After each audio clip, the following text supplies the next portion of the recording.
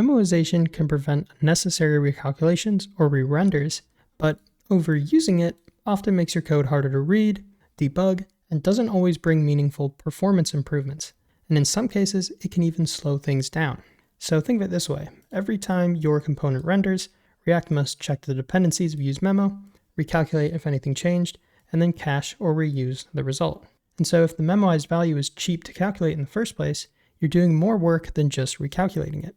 So consider something like this. What you're just memorizing is the sum of most likely two numbers, and so this isn't really necessary for memoization because this is not an expensive calculation, and also it just clutters your code. So me personally, I would just remove this and just keep it simple. So when memoization does make sense is say you're doing very heavy computations, so large array transformations, complex math, or it can also help you re-rendering a large subtree.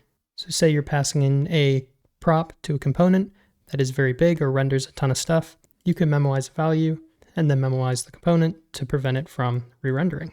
So for example, say consider this items array is a very, very large array, then memoizing it might make sense.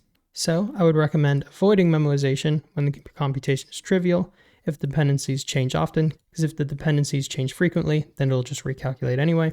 Say you're using it just in case, or if it adds mental overhead without meaningful gain, because I know some people who would like to see this a lot more than having a lot of use memos everywhere.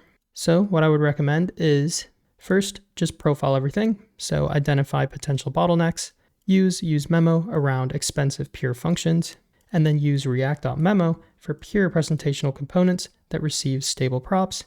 And this is more of a personal one, but I would say I favor clarity over micro optimization or premature optimization.